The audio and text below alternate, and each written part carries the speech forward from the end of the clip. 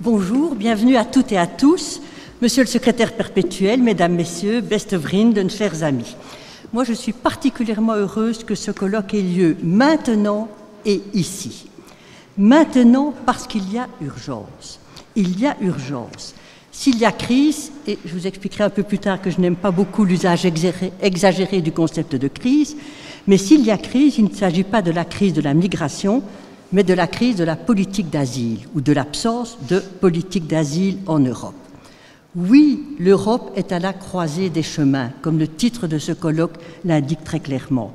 Oui, comme le dit le commissaire européen Dimitris Avramopoulos, il faut ériger des murs, non pas contre les migrants, mais contre les populismes et les nationalistes.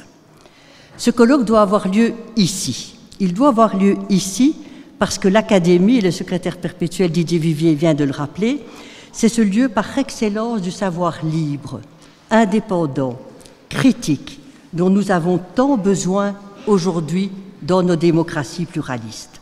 En outre, et Didier vient de le rappeler, en co-organisant ce colloque, nos deux académies, c'est heureux de voir que les deux secrétaires perpétuels sont ici au premier rang, nos deux académies font un geste fort. Elles prennent leur part dans un débat politique, économique, social, culturel aussi, qui ne laisse personne indifférent et qui nous concerne tous. Lorsqu'il y a quelques mois, François de Smet, le directeur de Myria, me parlait de ce colloque, il soulignait combien il souhaitait que ce colloque soit ambitieux, qui permet d'aller au fond des choses, de parler et de débattre sans retenue. Eh bien, c'est ce que nous allons essayer de faire ce matin.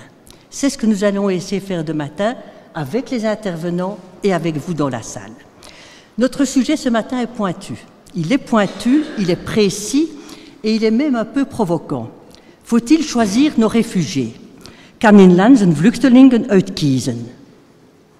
Est-ce que l'avenir est à une Europe qui parvient à se rendre étanche, réussissant à boucler ses frontières et n'acceptant sur son territoire que les demandeurs d'asile qu'elle va elle-même chercher, ce fameux modèle australien? Mais est-ce que ce modèle est compatible avec les droits humains, notamment ceux de la Convention européenne des droits de l'homme? Et puis, est-ce que ce n'est pas une fausse bonne idée? Parce qu'en définitive, que faire des migrants qui continueront à arriver, c'est une certitude, à venir en Europe? Alors voilà, pour répondre à ces questions, et sans doute à d'autres questions, des questions redoutables, disons-le bien, eh bien, nous avons 4 remarquables intervenants ce matin. Je vous les présenterai au fur et à mesure. Mais avant de les entendre, une journaliste du soir, Lorraine Kiel, va cadrer la problématique. Alors, je suis curieuse de voir comment on va cadrer la problématique et je vous donne immédiatement la parole pour 10 petites minutes. Merci beaucoup. Vous avez la parole, chère madame.